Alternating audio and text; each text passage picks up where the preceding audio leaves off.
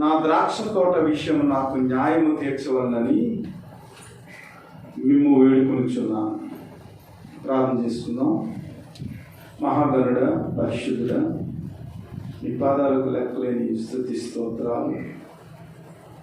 గడిచిన కాలమంతా ప్రభువా, నీ ప్రేమను మేము పొందుకుంటానికి, నీ కృపలో బలపడటానికి మీరు ఇచ్చిన ప్రతి విధమైన ఈవులను బట్టి మీకు వందనాలు, స్తోత్రాలు చూపిస్తున్నాం.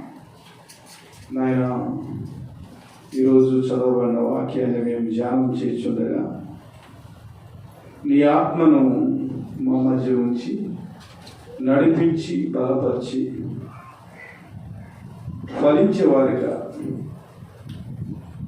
నీ దృష్టిలో ఉండటానికి సహాయం చేసి నడిపించమని ఈ మనవులన్నీ మా ప్రభు యేసుక్రీస్తు నామమున అడిగి వేడుకొనుచున్నాం పరమ తండ్రి. ఆమేన్. సర్వాధికారి అయిన ప్రభు యేసుక్రీస్తు నామానికి మహిమ కలుగును గాక. ఈరోజు మన పాఠం పేరు ఏమిటంటే దేవుని ద్రాక్ష తోట, కారు ద్రాక్ష. దేవుని ద్రాక్ష తోట, కారు ద్రాక్ష. ప్రభు అయిన దేవుడు మనకు తండ్రిగా ఉన్నాడు. తండ్రిగా ఉండి సమస్తాన్ని మనకు సమకూరుస్తూ ఉన్నాడు. దేవుని ప్రజలుగా, దేవుని ద్రాక్ష తోటగా మనము ఆయన ఇచ్చిన సౌకర్యాలను బట్టి ఆయన దృష్టికి ఎలా నడుచుకుంటున్నాం. ఈరోజు ఫాదర్స్ డే.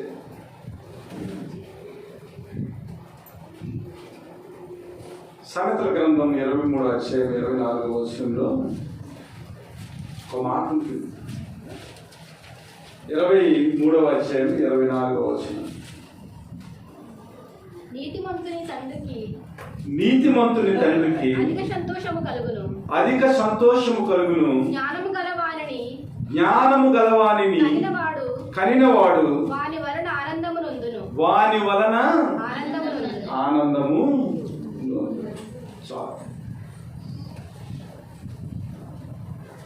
ఈ లోకంలో జ్ఞానము కలిగిన బిడ్డలను కనిన తల్లిదండ్రులు ఆనందాన్ని, సంతోషాన్ని వారు పొందుకుంటా ఉంటారు. ఒకవేళ బుద్ధి లేని కుమారుడు అనుకో, వాని తల్లిదండ్రులకు వాడు ఏం చేస్తాడంటే దుఃఖాన్ని కలుగజేస్తాడు. బుద్ధి లేని కుమారుడు. బుద్ధి కలిగిన వాడు, జ్ఞానం కలిగిన వాడు తండ్రిని సంతోష పెడతాడు. తండ్రి వల్ల వారికి ఏమవుతుందంటే గొప్ప ఆనందము కలుగుతుంది. అయితే దేవుని ప్రజలుగా, పరమ తండ్రి కుమారులుగా మన జీవితాన్ని బట్టి దేవునికి సంతోషం కలుగుతుందా? ఇది ప్రశ్న. మత్తయి శుభవార్త 7వ అధ్యాయం ఏముంటుందంటే, మీరు చెడ్డవారయ్యుండి మీ పిల్లలకు మంచి ఈవులు నీయనెరుగగా పరలోకమందున్న మీ తండ్రి నిశ్చయముగా మీకు మంచి ఈవులను ఇచ్చును కదా. ఈ లోకంలో ఉన్న తల్లిదండ్రులు మనకు అన్ని రకాల సౌకర్యాలను మన అభివృద్ధి కొరకు వారు త్యాగం చేసి వారు ఎన్నో రాత్రులు నిద్రమాని మన కొరకు ప్రయాసపడతారు. ఈ లోకంలో ఉన్న తల్లిదండ్రులు పరలోకమునున్న తండ్రి కంటే శ్రేష్ఠులు కాదు, కానీ తమ పిల్లలకు మంచి ఈవులు ఇయ్యాలని వారు అనుకుంటూ ఉంటారు. మరి పరలోకమందున్న మన తండ్రి ఈ లోకంలో ఉన్న తల్లిదండ్రుల కంటే చాలా ఉన్నతమైన దేవుడు. ఆయన నిశ్చయముగా మనకు మంచి ఈవులను, పరిశుద్ధాత్మను వసకే దేవుడు. అలాంటి పరమ తండ్రికి మనం సంతోషాన్ని ఇస్తున్నామా? లేదంటే కారు ద్రాక్షలు మన జీవితంలో దేవుని చేతిలో పెట్టి, కారు ద్రాక్షలనే ఆ ఫలాలను దేవుని చేతిలో పెట్టి దేవుడు బాధపడే విధంగా, అనగా మన పరమ తండ్రి బాధపడే విధంగా మన ప్రవర్తన ఉంటుందనేది ఆలోచన చేయాలి. ఇక్కడ చదువుకున్న వాక్య భాగాన్ని కనుక మనం ఆలోచన చేసినట్లయితే, ఇశ్రాయేలులకు తండ్రిగా దేవుడు ఉన్నాడు, వారిని విమోచించాడు. వారిని విమోచించి ఆయన ఏం చేశాడంటే, ఒక ద్రాక్ష తోటగా సారవంతమైన నేలలో వారిని నాటాడు. అనగా ఐగుప్తు దేశం నుంచి వారిని విడిపించి తండ్రి అయిన దేవుడు సారవంతమైన పాలుతెనులు ప్రవహించే దేశమైన కానానులో వారిని నాటాడు. అన్ని సౌకర్యాలు కూడా ఆయన వారికి ఫలాలు ఫలించేదానికి సమకూర్చాడు. వారి కొరకు ఆయన సేద్యం చేశాడు. సేద్యం చేసి వారిని పెంచి పోషించితే ఫలాలు వచ్చే సమయానికి వారు ఎలాంటి ఫలాలు ఇచ్చాడంటే, కారు ద్రాక్షలు వారు దేవుని చేతిలో పెట్టినట్లుగా మనకు కనబడుతుంది. అయితే దేవుడు ఒక ప్రశ్న వేస్తున్నాడు. నా ద్రాక్ష తోట విషయం నాకు న్యాయము తీర్చవలనని మిమ్మల్ని వేడుకొనుచున్నాను. God desires the justice from his people. తన ప్రజల నుంచి ఆయన న్యాయాన్ని కోరుతున్నాడు. ఎందుకంటే ఈ యూదా మనుషులు ఆయనకి ఇష్టమైన వనము యెహోవా ద్రాక్ష తోట. ఆ ద్రాక్ష తోట గురించి ఎన్నో ఆశలు పెట్టుకున్నాడు ఆయన. సత్తువు గల భూమి గల కొండల మీద నా ప్రియునికి ఒక ద్రాక్ష తోట ఉండెను. ఆయన దాన్ని బాగుగా త్రవ్వి రాళ్లను ఏరి అందులో శ్రేష్టమైన ద్రాక్ష తీగలను నాటించెను. దాని మధ్యను బురుజులు ఒకటి వేయించి ద్రాక్ష తొట్టెను తొలిపించెను. ద్రాక్ష పండ్లు ఫలింపవలనని ఎదురు చూస్తుంటేను కానీ అది కారు ద్రాక్షలు కాచెను.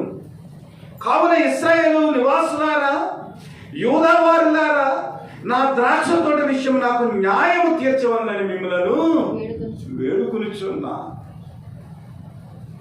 ప్రభుకి చాలా దుఃఖం వచ్చేసింది.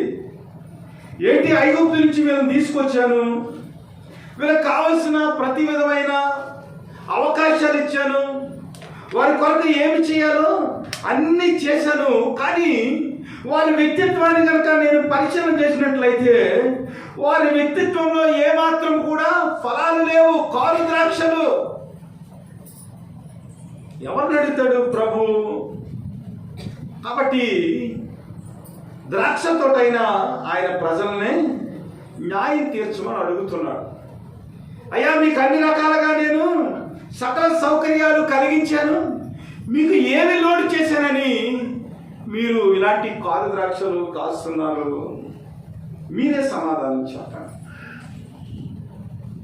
ఈ లోకపరంగా ఆలోచన చేసినట్లయితే యవనస్తులైన వారు ప్రతి వారు కూడా ఈ ప్రశ్న వేసుకోవాలి.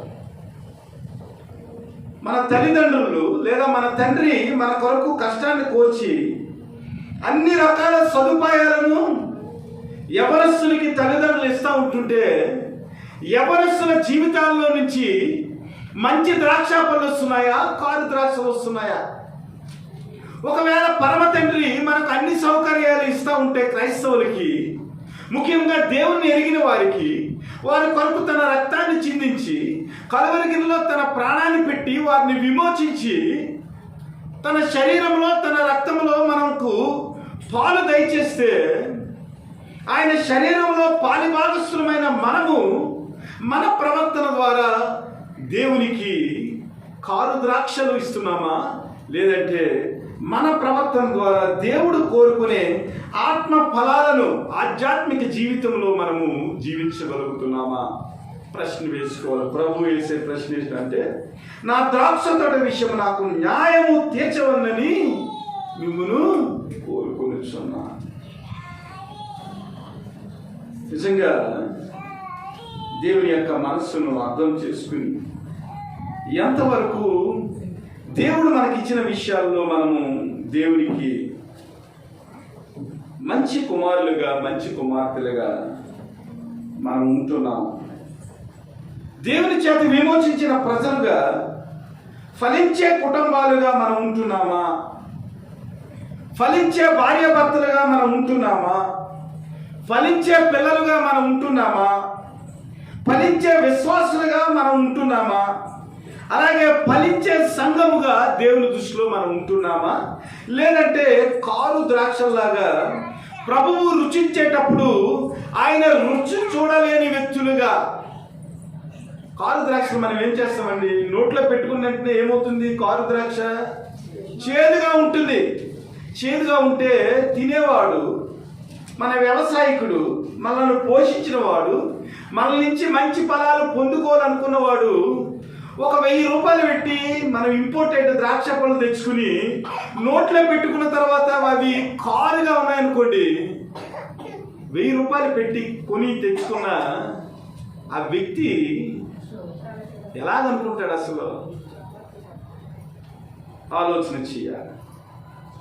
1000 రూపాయలు పట్టుకుని పళ్ళు కొనుక్కున్న వ్యక్తి నోటికి రుచికరంగా లేకపోతేనే అంత బాధపడతాడు కదా.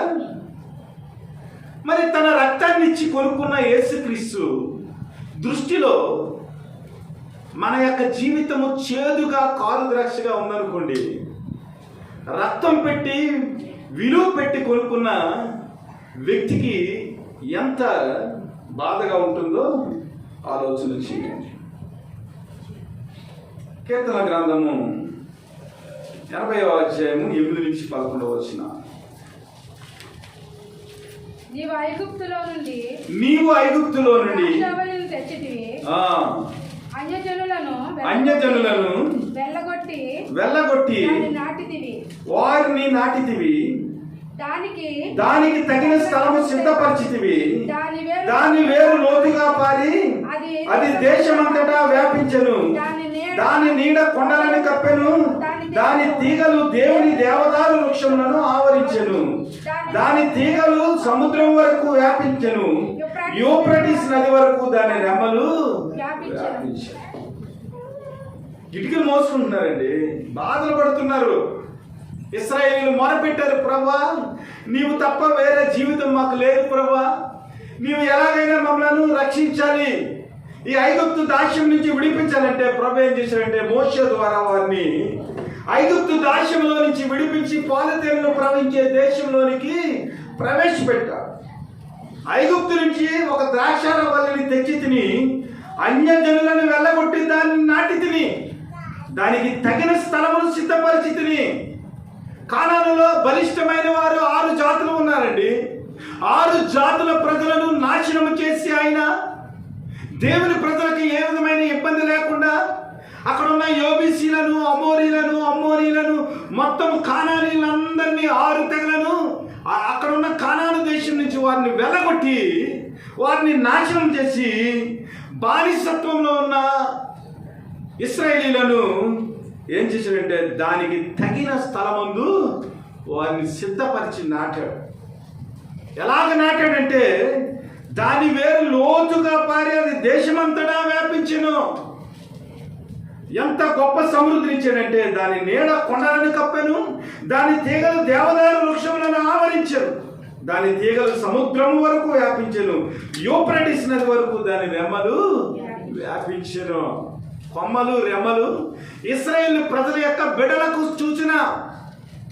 మన జీవితంలో కూడా ప్రభువైన యేసుక్రీస్తు వారు మనము దేని స్థితిలో ఉన్నప్పుడు, దిక్కుతోచని స్థితిలో ఉన్నప్పుడు, మన యొక్క జీవితము దౌర్భాగ్యమైన పరిస్థితుల్లో ఉంటున్నప్పుడు ఏం చేసినట్టే దేవుడు తన యొక్క సమృద్ధిని మన జీవితాల్లో ఆయన వలకబోసి అనేక మందికి ఆశీర్వాదముగా, అనగా దేవదారు వృక్షములను మరి ఆవరించే విధంగా. దేవదారు వృక్షం చాలా హైట్ ఉంటుంది, ఒక్కొక్క చెట్టు 150 అడుగులు హైట్ ఉంటుంది దేవదారు. అలాంటి దేవదారు వృక్షం మీద కూడా ఈ ద్రాక్షవల్లి తీగలు పాకినాయి అంట. అంటే ఎంత సమృద్ధి అయిన జీవితాన్ని దేవుడు ఇశ్రాయేలుకి ఇచ్చాడో మనం అర్థం చేసుకోవాలి. మన జీవితంలో కూడా దేవుడు అనేక రకాల వసతులను ఆయన ఇస్తా ఉన్నాడు. అయితే మనం ఎలాంటి ఫలాలను మనము ఫలిస్తున్నాం అనేది చాలా ముఖ్యమైన విషయం. ఇర్మీయా గ్రంథము 12వ అధ్యాయం 10వ వచనం.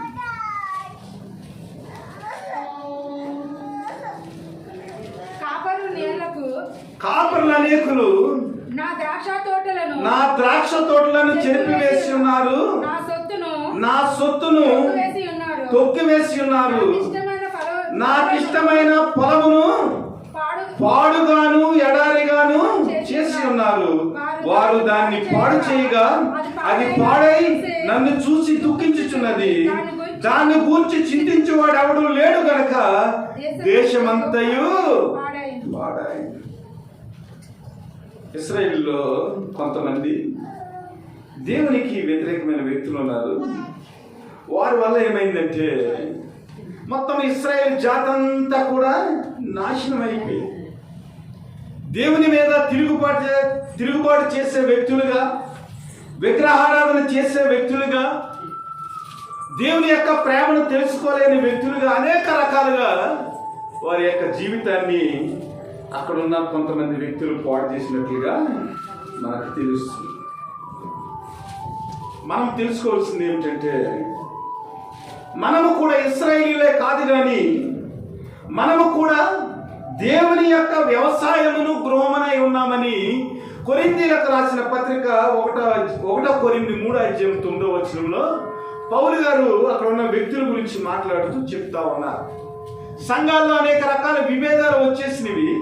వాళ్ళ జీవితాల్లో అనేక రకాల విషయాలు, దేవునికి వ్యతిరేకమైన విషయాలు వచ్చేసినాయి కొరింథీయుల జీవితాల్లో, విశ్వాసుల జీవితాల్లో. అందువల్ల పౌలు గారు వారిని హెచ్చరిస్తున్నారు. ఏంటంటే, అయ్యా మీరందరూ దేవుని యొక్క వ్యవసాయమై ఉన్నారు, దేవుని యొక్క గృహమై ఉన్నారు. కాబట్టి దేవుడు ఏదైతే మిమ్మల్ని నుంచి కోరుకుంటున్నాడో ఆ విషయాలలో మీరు దేవునికి మంచి ద్రాక్షగా ఉండాలి అనేది దేవుని యొక్క అభిప్రాయం అని పౌలు వారికి చెప్పినట్లుగా మనం గమనిస్తా ఉన్నాం. అసలు ప్రభు మన నుంచి ఏం కోరుకున్నాడు అనేది ఆలోచన చేసినట్లయితే 7వ వచనం ఒకసారి చదవండి. కాబట్టి ఇశ్రాయేలు వంశము, యెషయా గ్రంథం 5:7 వచనం. ఇశ్రాయేలు వంశము సైన్యములకు అధిపతియగు యెహోవా ద్రాక్ష తోట, యోధా మనుషులు ఆయనకి ఇష్టమైన వనము. ఆయన న్యాయము కావాలని చూడగా బలాత్కారము కనబడెను, నీతి కావాలని చూడగా రోదనము వినబడెను. స్థలము మిగిలకుండా మీరు మాత్రమే దేశంలో నివసించినట్లు ఇంటికి ఇల్లు కలుపుకొని పొలమునకు పొలము చేర్చుకుని మీకు శ్రమ నేను చెవులారా వినినట్లు సైన్యములకు అధిపతి యెహోవా స్పష్టముగా ఈ మాట నాతో. అదనమాట కారు ద్రాక్షలు వారి జీవితాల్లో ఏమిటంటే చాలా ఇష్టమైన ప్రజలు, కానీ దేవునికి ఇష్టంగా వారు నడుచుకోకుండా వారి జీవితాల్లో న్యాయం ఏమైనా కనపరుస్తారని దేవుడు చూసినప్పుడు న్యాయం యొక్క స్థానంలో ఏమొచ్చిందంటే బలాత్కారం వచ్చిందంట. నీతి కావాలని చూడగా ఏం వినబడిందంట? రోదన వినబడింది. కావాలన్నాడు బస్సు కింద పడిపోయినా, బస్సు పెద్ద వాహనం కాబట్టి డ్రైవర్కే శిక్ష. కావాలని పడిపోయాడు, గుద్దేశాడు, కానీ శిక్ష వచ్చింది, మనకు వచ్చింది. నీతి కావాలని చూడగా మనకు దుఃఖం మిగిలింది.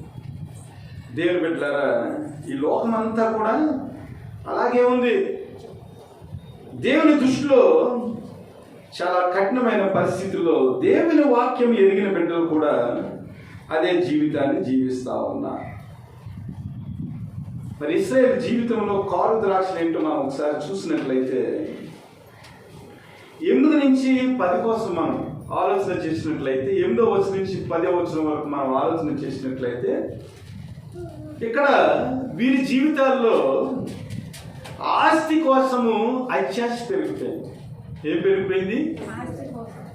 అసలు కానాను దేశం వీళ్ళది కాదండి, కానాను దేశం వీళ్ళది కాదు. వీరు ఐగుప్తులో చెరగా ఉన్నారు, కానీ దేవుడు కానానుని ఇస్తానని తన తండ్రి అయిన అబ్రహాముతో వాగ్దానం చేశాడు కాబట్టి ఆ వాగ్దాన దేశాన్ని ఏం చేశాడంటే దేవుని యొక్క వాగ్దానం చెప్పున, దేవుని యొక్క ప్రేమ చొప్పున, దేవుని యొక్క దయా దాక్షిణ్యం చొప్పున ఏం చేశాడంటే కానానునికి వాళ్ళకి స్వాస్థ్యముగా దేవుడు అనుగ్రహించాడు. చాలా మంచి దేశం, సకల దేశములకు ఆవరణమైన దేశం, పాలుతెరులు ప్రవహించే దేశాన్ని ఇశ్రాయేలుకి ఇస్తే అయినా కూడా వారి జీవితాల్లో ఏం లేదంట, తృప్తి లేదంట, అత్యాశ పెరిగిపోయిందంట. పెరిగిపోయే వాళ్ళు ఏం చేస్తారు, స్థలము మిగలకుండా మీరు మాత్రమే దేశంలో నివసించినట్లు ఇంటికి ఇల్లు కలుపుకొని పొలమునకు పొలము చేర్చుకుంటున్నారు. నీతి కావాలని, న్యాయం కావాలని, మంచి ద్రాక్ష పళ్ళు మీరు నాకు ఇవ్వాలని, మిమ్మల్ని సేద్యపరిచాను, మీకు కావలసిన అన్ని రకాల వసతులు మీకు అమర్చాను. కానీ మీ జీవితంలో ఏమైందంటే అత్యాశ పెరిగిపోయింది, ఆస్తి కోసము పేరాశ పెరిగిపోయింది. నేను చూసేటప్పటికి మీ జీవితాల్లో ఏ విధమైన దేవుని యొక్క నీతి కనపడటం లేదని దేవుడు వారిని చూసి రోదనం చెందేవాడిగా ఉన్నాడని మనం గమనించాం. ఇక్కడ ఆత్మీయంగా ఒక విషయాన్ని కనుక మనం ఆలోచన చేసినట్లయితే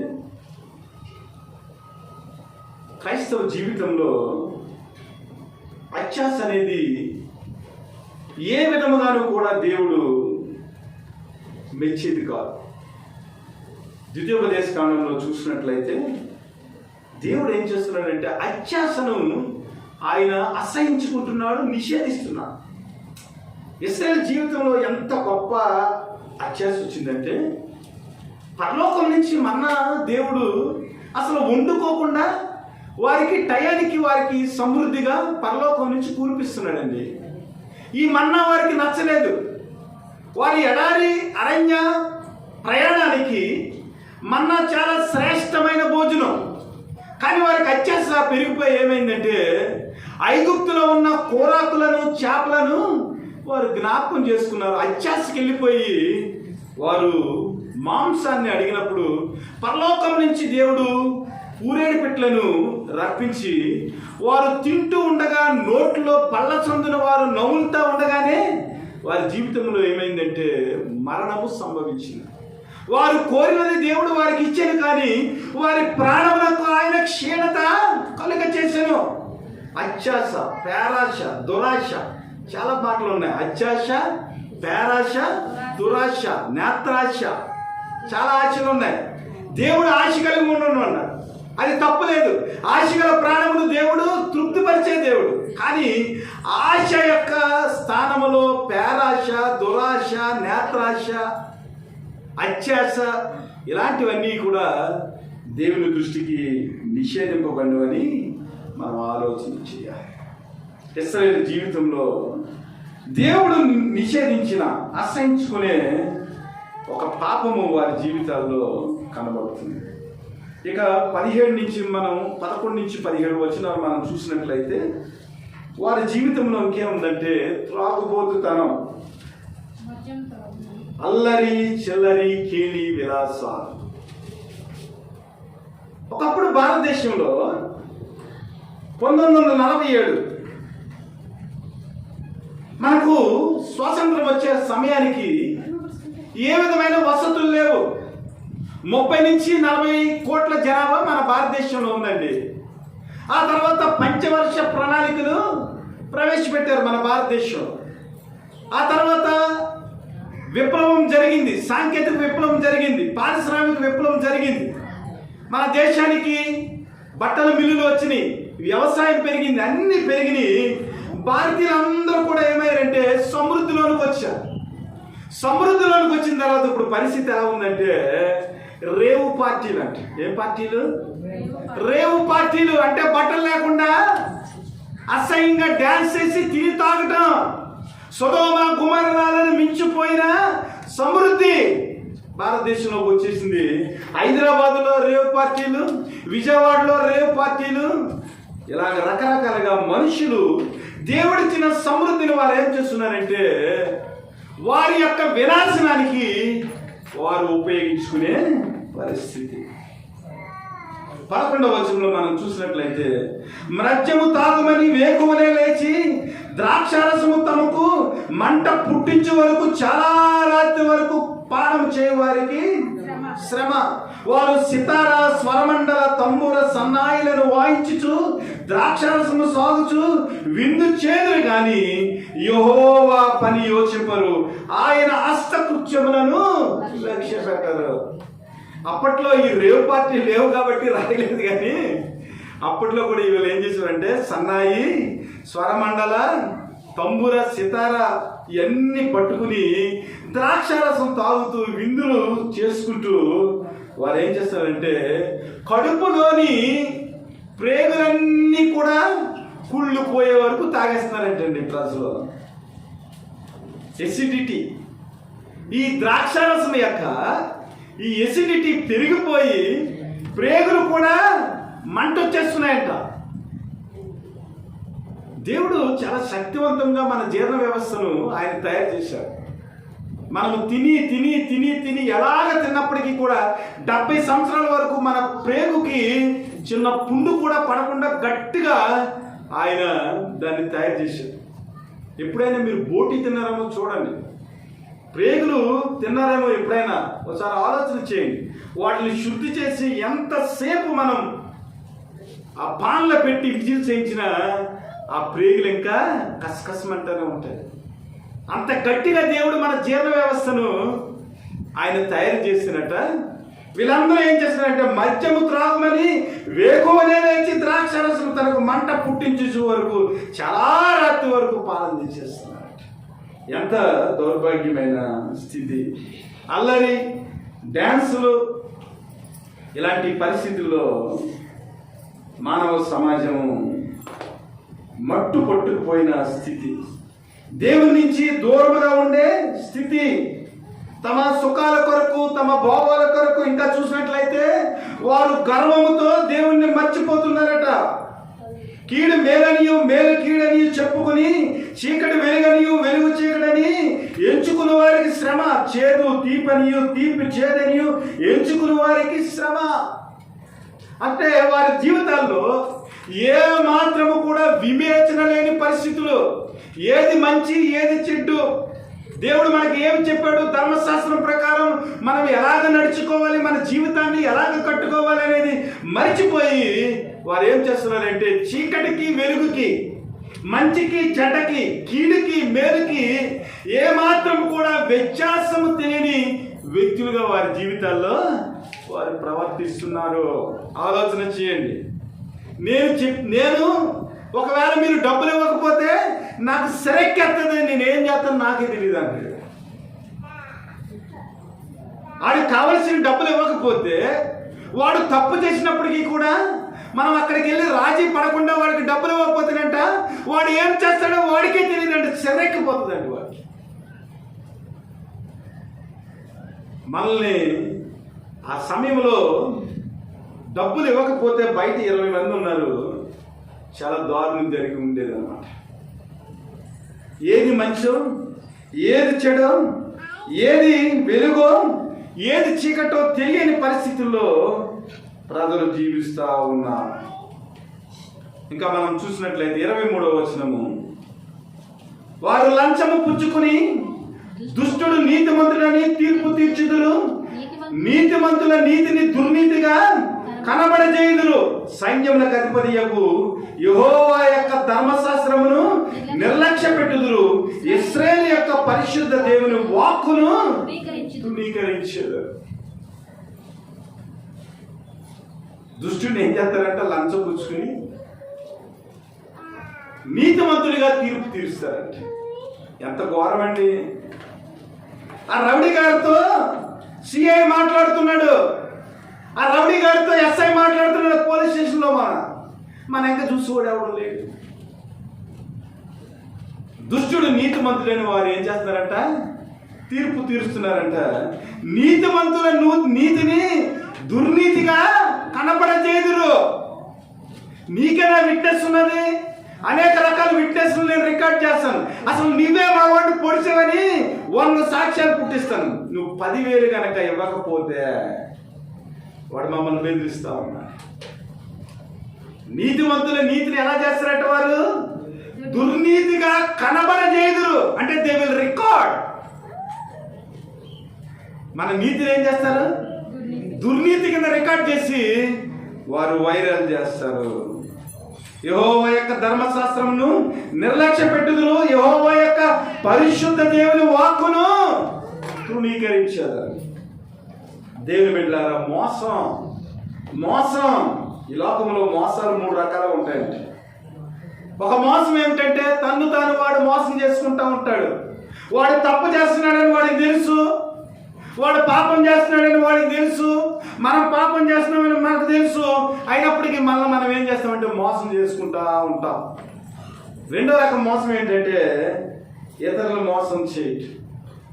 మొదటిది మళ్ళీ మనం మోసం చేసుకుంటాం, రెండవది ఇతరులను మోసం చేయటం, మూడోది ఏమిటంటే లాస్ట్గా ఈ 2 కుదరకపోతే ఫైనల్గా దేవుణ్ణి మోసం చేయటం. దేవుని బిడ్డలారా, మన జీవితంలో కారు ద్రాక్షలు ఎలా ఉన్నావో మనం ఆలోచన చెయ్యాలి.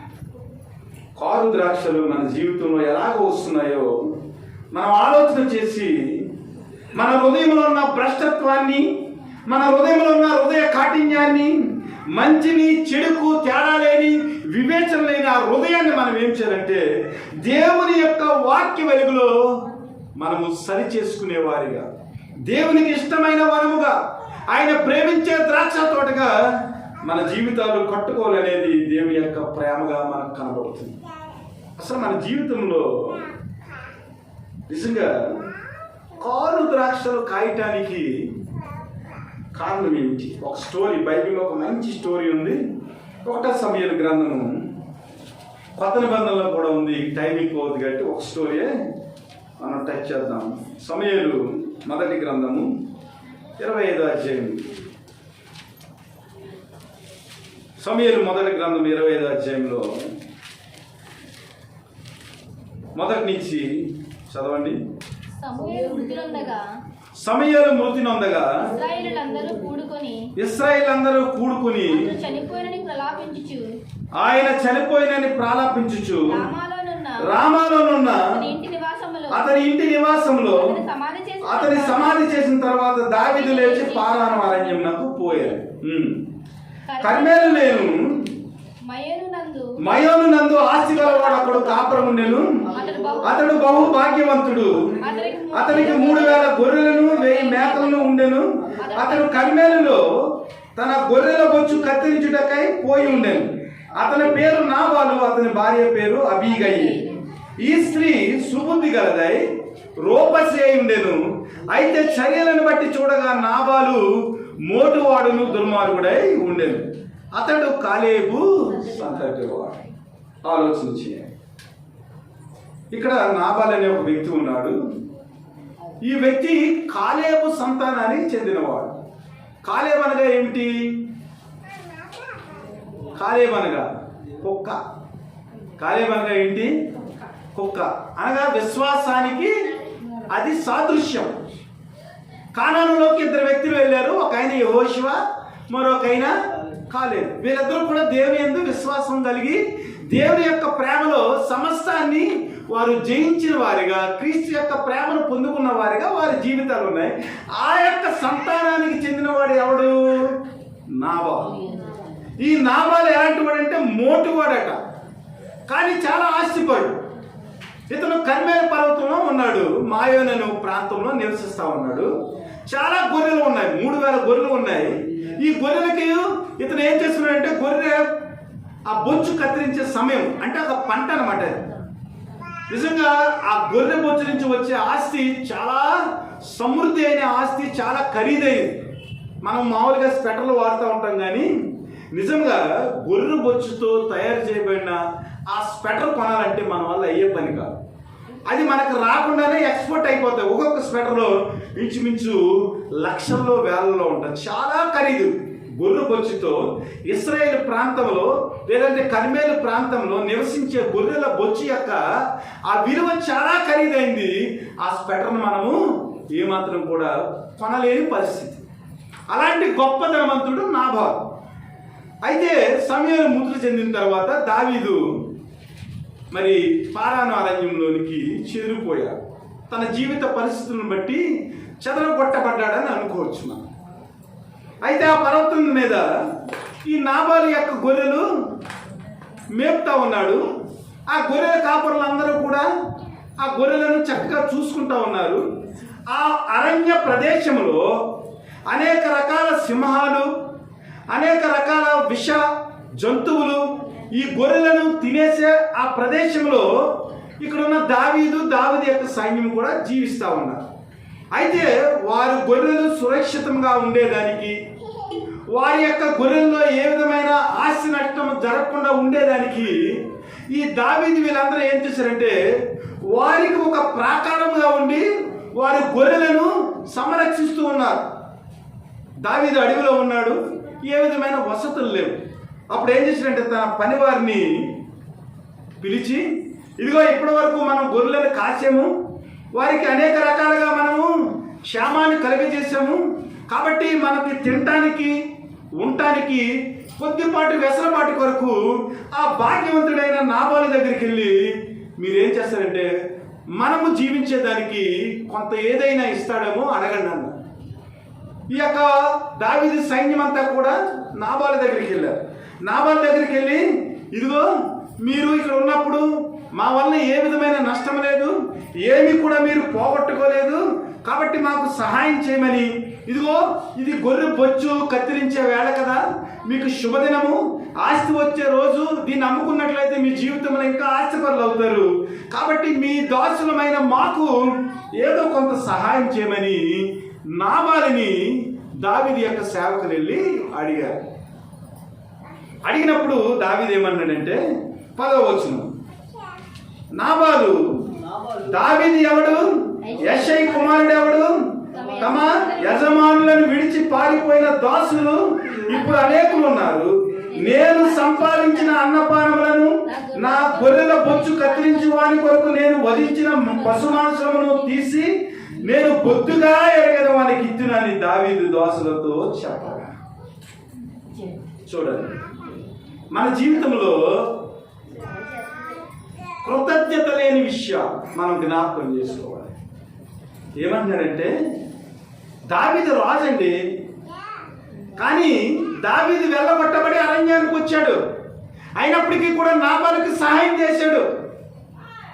నాబాలు ఏమంటున్నాడంటే అసలు దావీదు ఎవడు, యెషై కుమారుడు ఎవడు అసలు కదా. మన జీవితంలో కూడా ఈ గ్రాటిట్యూడ్ లేకపోతే, మన జీవితంలో దేవుడు చేసిన కార్యాలను మనము జ్ఞాపకం చేసుకోకపోతే మన పరిస్థితి కూడా ఇలాగే మోటి వ్యవహారం. ఇశ్రాయేలు జీవితాల్లో వచ్చిన పరిస్థితి ఇదే. నాబాలు మోటివాడు, కాలేబు సంతానానికి చెందినవాడు. దేవుడు చేసిన కార్యాలను బట్టి కృతజ్ఞతాభావం కలిగి ఉండాలి.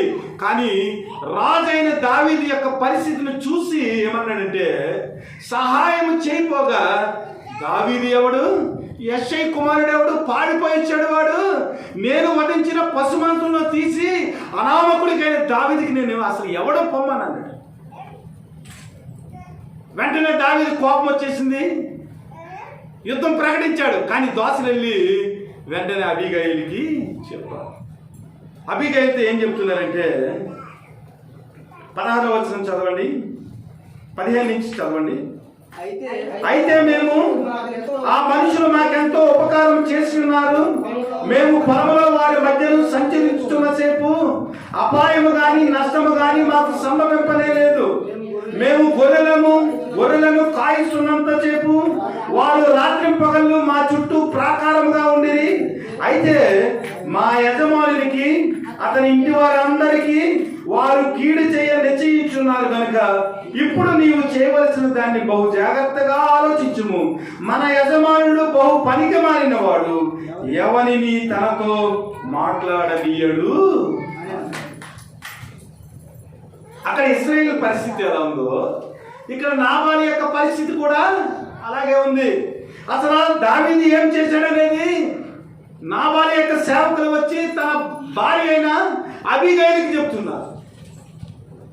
అమ్మా వారు ఎంతో ఉపకారం చేశారు. పొలంలో మేము మధ్య ఉన్నప్పుడు మాకే విధమైన అపాయం కానీ నష్టం కానీ సంభవింపలేదు. ఎంత గొప్పగా వారు మా ఎడ్ల ప్రేమను కనికరాన్ని చూపించారంటే, మేము గొర్రెలను కాయుచున్నంత సేపు వారు రాత్రింపగలు మా చుట్టూ ప్రాకారముగా ఉండేది. పారాను అరణ్యము చాలా డేంజరస్ అరణ్యము. మృగాలు వస్తాయి, అనేక విషపూరితమైన జంతువులు ఉంటాయి. అయినప్పటికీ కూడా వారి గొర్రెలకు ఏ విధమైన నష్టం లేకుండా దావీదు యొక్క సేవకులు కూడా మా చుట్టూ ప్రాకారముగా ఉన్నారు. దేవుడు కూడా మన జీవితంలో ఏ విధమైన నష్టం లేకుండా ఆయన రక్షకుడుగా ప్రాకారముగా మన చుట్టూ ఉంటున్నాడు. దీన్ని మనం ఏమీ గమనిస్తలేదు. మన సంవత్సరాలు గడిచిపోతున్నాయి, మన పనులన్నీ అయిపోతున్నాయి, మన పరిస్థితులు బాగున్నాయి. కాబట్టి మనం ఏమంటున్నామంటే దేవుణ్ణి మర్చిపోయి, దేవుని యొక్క వాక్కును మర్చిపోయి, దేవుని యొక్క ధర్మశాస్త్రాన్ని మర్చిపోయి, దేవుని యొక్క నీతిని మర్చిపోయి నాబాలులాగా మన పరిస్థితి ఎలా ఉందంటే, యెషయా ఎవడు, దావీదు ఎవడు, దావీదు ఎవడి కుమారుడు, అసలు ఆడికి నాకు సంబంధం లేదనే పరిస్థితుల్లోనికి మన ఆత్మీయ జీవితం వెళ్ళిపోతుంది. ఆలోచన చేయాలి.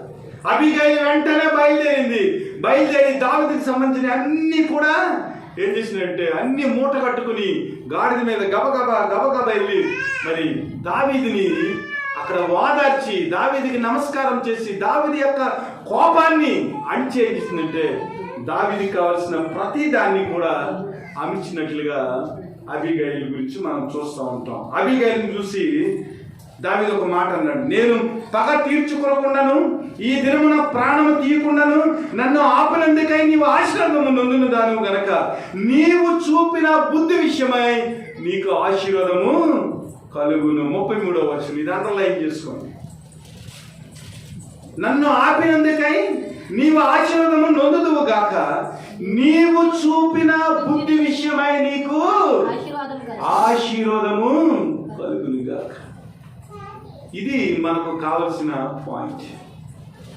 మన జీవితంలో కారు ద్రాక్షలు దేవుని విషయంలో మనము చూపిస్తూ ఉంటే మన ప్రవర్తన బట్టి దేవుడు మెచ్చిన ప్రవర్తన కాకుండా దేవుని దృష్టికి ఆయన నోటికి మన జీవితం చేదుగా ఉంటే మన జీవితంలో ఆశీర్వాదాలు ఎలాగొస్తాయి?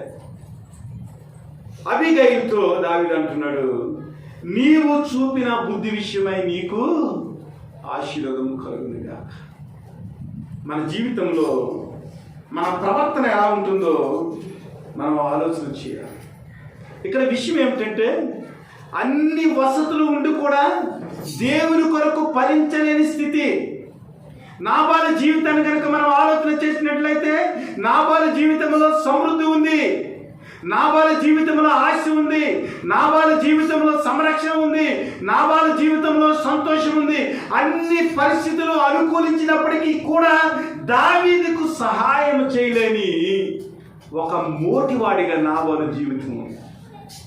మన జీవితాలు కూడా దేవుడు అన్ని అవకాశాలు ఇచ్చినప్పటికీ, దేవుని యొక్క ప్రేమను మనం రుచి చూచినప్పటికీ మన జీవితంలో మోటు స్వభావము పోవటం లేదు. దేవుణ్ణి ఆరాధించే విషయంలో, దేవుణ్ణి ప్రార్థించే విషయంలో, వాక్యాన్ని ధ్యానించే విషయంలో, దేవునికి దగ్గరగా మనం బ్రతికే విషయంలో మన యొక్క మోటు స్వభావము ఎప్పటికీ పోవటం లేదు. నాబాలుకి ఎంత ప్రమాదం వచ్చిందంటే రాత్రి అంట దేవుడు మొత్తితేనట నాబాలు వెంటనే చనిపోయాడు. ఆ తర్వాత ఏమైందంటే అబీగైలు దిక్కులేని పరిస్థితి అయిపోయింది. మరలా దావీదే అబీగైలును చేసుకున్నట్లుగా మనం చూస్తా ఉన్నాం.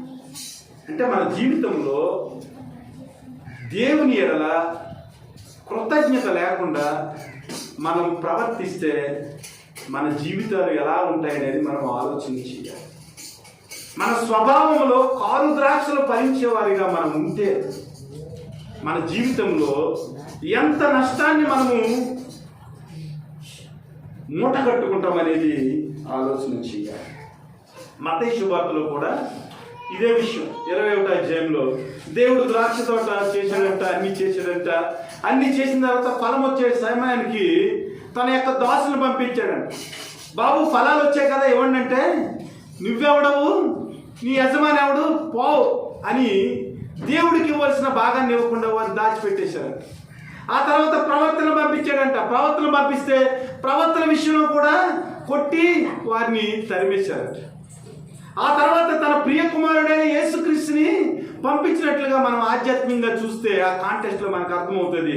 తన ఏకైక కుమారుణ్ణి యజమానుడు పంపిస్తే ఆ ఏకైక కుమారుని ఏం చేశారంటే ఆ ద్రాక్ష తోట బయటికి తీసుకెళ్ళి చంపేసి పడేశారంట. అప్పుడు ద్రాక్ష తోట యజమాని వచ్చి ఏం చేస్తాడంటే వాళ్ళందరినీ కూడా సమాధించింది కదా అని అంటే, నిజంగా తండ్రి వచ్చి యజమాని వచ్చి ఆ కాపు కాసే వారందరినీ, ఎవరైతే సేద్యం చేస్తున్నారో వారందరినీ, దేవునికి ఇవ్వాల్సిన ఫలాన్ని ఇవ్వని ప్రతి వారిని కూడా ఆయన సంహరించినట్లుగా చూస్తాం. త్రోసి వేసిన రాయి తలకు మూలరాయి అయినట్లుగా అక్కడ ప్రవచనము క్రీస్తు ద్వారా మనకు ప్రత్యక్షమైనట్లుగా మనం గమనించుతాం.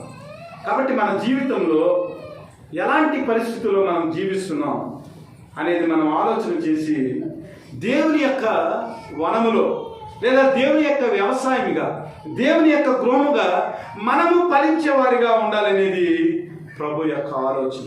అంతేగాని దేవుని మీద తిరుగుబాటు చేసి మోసం చేసే వ్యక్తులుగా, పేరాశ కలిగిన వ్యక్తులుగా, త్రాగుబోతు వ్యక్తులుగా, ఈ లోక సుఖాలను అనుభవించే వ్యక్తులుగా మన జీవితము కారు ద్రాక్షలకు సంబంధించిన జీవితముగా ఉండకుండా దేవుని యొక్క ప్రేమలో కట్టబడిన జీవితాలుగా ఉండాలనేది దేవుని యొక్క ప్రేమగా మనం చూస్తూ ఉన్నాం.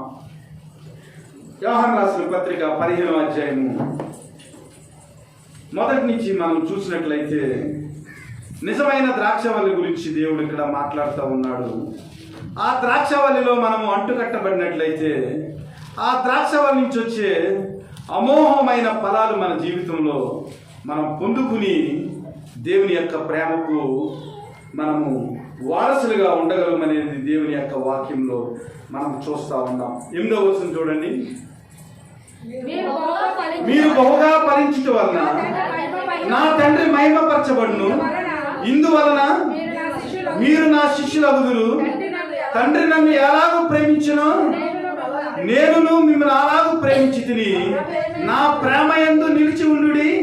నేను నా తండ్రి ఆజ్ఞలు గైకొని ఆయన ప్రేమ యందు నిలిచి ఉన్న ప్రకారము మీరును నా ఆజ్ఞలు గైకొనేట్లా నా ప్రేమ యందు నిలుచుందురు. మీ యందు నా సంతోషము ఉండవలననియు మీ సంతోషము పరిపూర్ణం కావాలననియు ఈ సంగతులు మీతో చెప్పుచున్నాను. నిజమైన ద్రాక్షవల్లి ప్రభువు యేసుక్రీస్తు వారు తండ్రి వ్యవసాయకుడు కాబట్టి ఏమంటున్నాడంటే, నాలో ఫలింపని ప్రతి తీగను నేను తీసి పారవేయుదును అంటున్నాడు. మన జీవితాల్లో కారు ద్రాక్షలు కనుక ఒకవేళ మనం ఫలించినట్లయితే ప్రభు ఏం చేస్తాడంటే నిజమైన ద్రాక్షవల్లి అయిన యేసుక్రీస్తు నుంచి ఆయన కట్ చేసి పడేస్తాడు. మనం మంచి ద్రాక్షలు ఫలింపకుండా, మంచి ద్రాక్షలు కాయకుండా కారు ద్రాక్షలు కనుక మనం కాసినట్లయితే నిజమైన ద్రాక్షవల్లిగా ఉండిన యేసుక్రీస్తు యొక్క సహవాసం నుంచి మనం ఏం చేస్తాడు? కట్ చేసేస్తాడు. నాబాలు అంటున్నాడు, దావీదు ఎవడు, యెష్షై కుమారుడు ఎవడు? లాస్ట్కి వచ్చేటప్పటికి నాబాలు జీవితం ఏంటంటే తెల్లారేటప్పటికి దేవదూత వచ్చి నాబాలుని మూర్చిందంట. నాబాలు జీవితము క్లోజ్ అయిపోయింది. ఆ తర్వాత ఇశ్రాయేలు యొక్క జీవితాన్ని కనుక మనం చూసినట్లయితే వారికున్న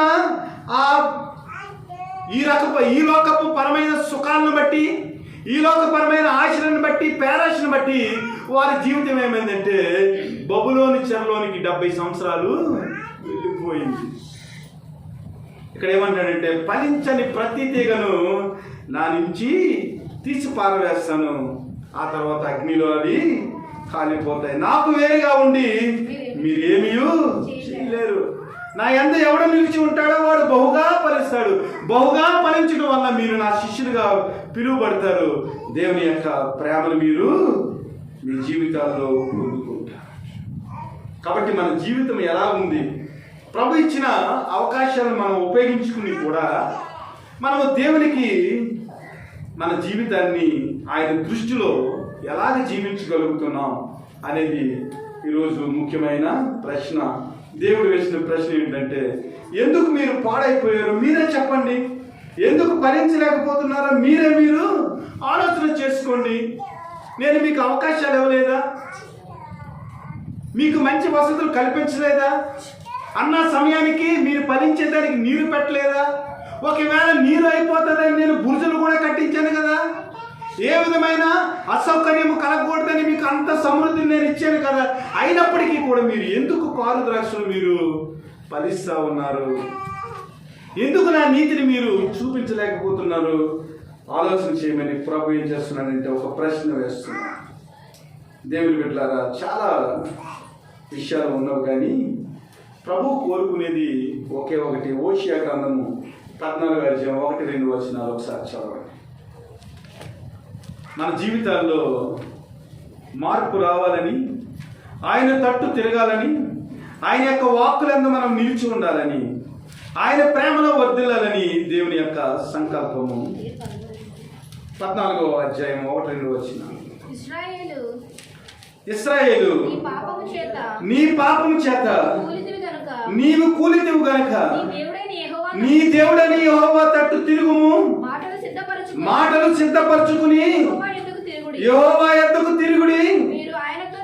ఆయనతో మీరు చెప్పవలసినదేమనగా, మా పాపములన్నింటినీ పరిహరింపుము, ఎడ్లకు బదులుగా నీకు మా పెదవులను అర్పించుచున్నాము, నీవు అంగీకరింపదగినవి అవే మాకున్నవి అంటున్నాడు. దేవుడు మళ్ళా ఛాన్సెస్ కావాలి. నీ పాపము చేత నీవు కూలితువు గనుక నీ దేవుడైన యెహోవా తట్టు తిరుగుము. నీ పేరాశ చేత, నీ అల్లరి చిల్లరి చేష్ట చేత, ఈ లోకపరమైన సుఖభోగాల చేత, గర్వము చేత, మోసము చేత, దేవుని యొక్క వాక్యాన్ని తృణీకరించడం చేత నువ్వు నష్టపోయావు, కూలిపోయావు. కారు ద్రాక్షలు నువ్వు కాసావు కనుక నీ దేవుడైన యెహోవా తట్టు తిరుగు. మాటలు సిద్ధపరచుకుని యెహోవా యొద్దకు తిరుగుడి. పరమ తండ్రి మనకు దేవుడుగా ఉన్నాడు. ఆయన తట్టు తిరిగేదానికి మనం ఏం చేయాలంటే మాటలు సిద్ధపరచుకోవాలి. తప్పిపోయిన కుమారుడు తండ్రి దగ్గరికి రావటానికి, తండ్రి యొక్క ప్రేమను తన జీవితంలో అనుభవించడానికి మాటలు సిద్ధపరచుకున్నాడు. తండ్రి, పరలోకమునకు విరోధముగా నీ ఎదుట పాపము చేసితిని. A great confession of the son towards his loving father. తను ప్రేమించే తండ్రి అట్లా ఎలాగ విధేయత కలిగి ఉండాలని నేర్చుకున్నాడు కుమారుడు. ఇదిగో పరలోకమునకు విరోధముగా నీ ఎదుట పాపము చేసింది తండ్రి, నన్ను క్షమించు. ఇశ్రాయేలుకి హోషేయ చెప్తున్నాడు, మాటలు సిద్ధపరచుకుని యెహోవా వైపుకు తిరుగుడి. మీరు ఆయనతో చెప్పవలసిందేమనగా, మా పాపములన్నిటినీ పరిహరింపుము, ఎడ్లకు బదులుగా నీకు మా పెదవులను అర్పించుచున్నాము, నీవు అంగీకరింపదగినవి ఇవే. మా జీవితంలో మొత్తం అంతా కోల్పోయాం. ఒకప్పుడు చూస్తే వారు ఏమన్నారంటే, వేలాది దూడలకు బదులుగా విస్తారమైన తైలము మీకు అర్పించమా. వారి జీవితాల్లో ఎంత సమృద్ధి ఉందంటే, వారు పాపం చేసి వేలాది నదులంత విస్తార తైలాన్ని నీకు అర్పించాలా? మా పిల్లలను కూడా మీకు అర్పించేమా? వేలాది గొర్రెలను అర్పించేమా? అలాంటి గర్వమైన స్థితిలో ఉన్న వ్యక్తులు, అలాంటి కారు ద్రాక్షలు ఫలించిన వ్యక్తుల యొక్క జీవితం ఏమైపోయిందంటే, కనీసం అర్పించక కూడా ఎట్లు లేవు ప్రభా మా దగ్గర, కేవలం మాటలే ఉన్నాయి ప్రభా, అంగీకరింపదగిన ఇవే ఉన్నాయి ప్రభా. కాబట్టి ఈ మాటలు సిద్ధపరచుకుని నీ వైపుకు తిరిగాం ప్రభా. కాబట్టి మా మాటలను బట్టి, మా పశ్చాత్తాపాన్ని బట్టి, మేము కూలిపోయిన పరిస్థితిని బట్టి ప్రభా మమ్మలను చేరదీసి అంగీకరించి మరలా హత్తుకోవా ప్రార్థన చేసి. మన జీవితాల్లో కుటుంబాలుగా ఫలించలేని స్థితిలో మనం ఉన్నప్పుడు, భార్యాభర్తలుగా ఫలించలేని స్థితిలో మనం ఉన్నప్పుడు, దేవుని పిల్లలుగా ఫలించలేని స్థితిలో మనం ఉన్నప్పుడు, విశ్వాసులుగా ఫలించలేని స్థితిలో మనం ఉన్నప్పుడు, సంఘముగా ఫలించలేని స్థితిలో మనం ఉన్నప్పుడు మనం మాట్లాడవలసిన మాటలు ఏంటంటే, ప్రభువా మా పాపములన్నింటినీ పరిహరింపుము, ఎడ్లకు బదులుగా మేము మా పెదవులతో నిన్ను స్తుతిస్తున్నాం ప్రభా.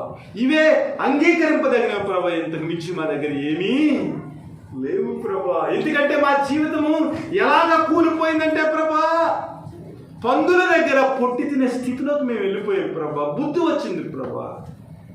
కాబట్టి పరలోకమునకు విరోధంగా పాపం చేసిన మమ్మల్ని క్షమించమని దేవుని అడిగినప్పుడు దేవుడు ఏమంటున్నాడంటే 5వ వచనం నుంచి, హోషేయ గ్రంథం 14:5 నుంచి, చెట్టునకు మంచు ఉన్నట్లు నేను అతని కుందును, తామర పుష్పము పెరిగినట్లు అతడు అభివృద్ధి నొందును, లెబనోను పర్వతము దాని వేళ్ళు తన్నునట్లు వారు వేళ్ళు తన్నుదురు, అతని కొమ్మలు విశాలముగా పెరుగును, ఒలీవ చెట్లకు కలిగినంత సౌందర్యం అతనికి కలుగును, లెబనోనుకున్నంత సువాసన అతనుకుండును, అతని నీడ యందు నివసించువారు మరలి వత్తురు, ధాన్యం వలె వారు తిరిగి మడుతురు, ద్రాక్ష చెట్టు వలె వారు వికసింతురు, లెబనోను ద్రాక్షారసం వాసన వలె వారు పరిమళింతురు. ఎన్ని ఆశీర్వాదాలు. ఒకప్పుడు ఐగుప్తు నుంచి వచ్చిన పరిస్థితి ఎలా ఉందంటే, వారు సముద్రం వరకు వ్యాపించారంట, లెబనోను వరకు వారు పైకెక్కేశారంట, ద్రాక్ష వల్ల పాడైపోయారు. దేవుని వైపు తిరిగారు.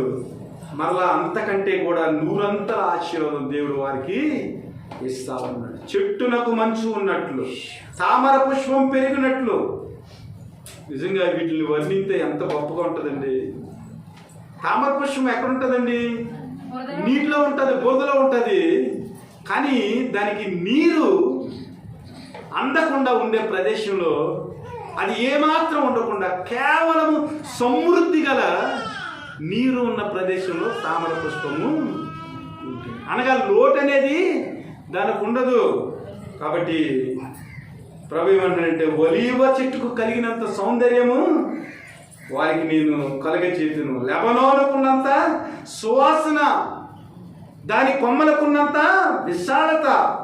అబ్బబ్బా, ద్రాక్ష చెట్టు వలె వారు వికసింతులు, లెబనోను ద్రాక్షారసం వాసన వలె వారు పరిమళింతురు. అంటే మళ్ళా వారి యొక్క జీవితం ఏమైందంటే రిస్టోర్ అయిపోయింది. పౌలు గారు యూదులకు ఓ మాట చెప్తా అంటాడు, అయ్యా మీరు ప్రసంగాలు చేసే స్థితి, కానీ మీ యొక్క జీవితం ఎలా ఉందంటే ఇంకా పాలు తాగే పిల్లల్లాగే మీరు ఉన్నారు, ఎదగటం లేదు, వాక్యంలో ఎదగటం లేదు, దేవుని యొక్క పరిశుద్ధమైన జీవితంలో మీరు ఎదగలేకపోతున్నారు, ఆత్మీయ స్థితిలో మీరు కుంటుపడిపోయారు, ఇంకా మీరు పాలు తాగుతూనే ఉన్నారు. బలమైన పరిస్థితుల్లో మీ ఆత్మీయ జీవితం లేదు, బలమైన ఆహారం తినే పరిస్థితుల్లో మీ ఆత్మీయ జీవితం లేదని మీరు ఇంకా పాలు తాగేవారని పౌలు గారు తిడతా ఉన్నారు. మన జీవితాల్లో కూడా దేవుని యొక్క విశాలత మనకు రావాలంటే, దేవుని యొక్క సువాసన మనకు రావాలంటే, మరలా లెబనోను వరకు మనం పెరగాలంటే, దేవుని యొక్క కృపలో మనం ఏం చేయాలంటే బలమైన ఆహారం తీసుకునే వ్యక్తులుగా. ఇశ్రాయేలు జీవితం ఎలా ఉందంటే బలము లేని పరిస్థితి. వాళ్ళు వ్యాపించారు కానీ వారి జీవితాల్లో ఆత్మీయమైన అనుభవం లేదు, వారి జీవితాల్లో వాక్యం లేదు, వారి జీవితాల్లో ప్రార్థన లేదు, వారి జీవితాల్లో దేవుని యొక్క కార్యాలయాల్లో కృతజ్ఞత లేదు. కాబట్టి వారు బాలురుగా ఉండి ఏం చేశారంటే ఆత్మీయ జీవితంలో పడిపోయి కారు ద్రాక్షలు వారు ఫలించారు. తప్పిపోయిన కుమారుడి జీవితంలో లోకం గురించి తెలియక తండ్రి నుంచి విడిపోయి దూరం అయిపోయాడు, పందుల తొట్టికి దిగజారిపోయిన స్థితి. మన జీవితంలో కూడా కారు ద్రాక్షలు కాయటానికి గల ముఖ్యమైన కారణం ఏమిటంటే, ఈ లోక ఆశల్లో పడిపోవటానికి కారణం ఏమిటంటే, ఈ లోక మోసాల్లో పడిపోవటానికి కారణం ఏమిటంటే, ఈ లోకపరమైన అత్యాశలో పడిపోవటానికి, త్రాగుబోతుతనంలో తిండిపోతుతనంలో మన జీవితాలు నడిపింపబడటానికి కారణం ఏమిటంటే, క్రీస్తులో మనం బలవంతులుగా లేక, వాక్యములో బలవంతులుగా లేక, ప్రార్థనలో బలవంతులుగా లేక, ఆధ్యాత్మికమైన పరిశుద్ధమైన జీవితంలో బలవంతులుగా లేక మనం ఏం చేస్తున్నామంటే కారు ద్రాక్షలు మనము కాసే స్థితిలోకి. యెహోవా తోట ఆయనకి ఇష్టమైన వనము, ఆయన నాటిన వనము, ఆయన రక్తంతో కొనబడిన వనము, ఆయన గృహము, ఆయన వ్యవసాయము. కాబట్టి దేవుని బిడ్డలారా, దేవుడు గలతీ పత్రికలో రాస్తూ అంటాడు, నువ్వు ఏ విత్తనం అయితే నీవు వేస్తావో అదే పంట నీవు కోస్తావు అన్నాడు. మరి మనం ఎలాంటి వారము? అక్షయమైన బీజము నుండి విత్తబడిన వారం అంటున్నాడు పేతురు. ఎప్పటికీ క్షయము కానీ జీవమైన విత్తనమైన యేసుక్రీస్తునే ఆ విత్తనం నుంచి నాటబడిన వారం. కానీ మన జీవితంలో కారు ద్రాక్షలు ఎందుకు వస్తున్నాయి? జీవమైన యేసుక్రీస్తు రక్తంలో కొనబడిన వారము, కానీ మన జీవితంలో కారు ద్రాక్షలు ఎందుకు వస్తున్నాయి? ఈ లోకాన్ని విడిచి ఆయన ఆరోహణమయ్యాడు. ఆ లోకంలో ఉన్న పరలోకాన్ని త్యజించి మన కొరకు భూమి మీద దోచలుగా వచ్చాడు. మన జీవితాల్లో అత్యాశ ఎందుకు వస్తుంది?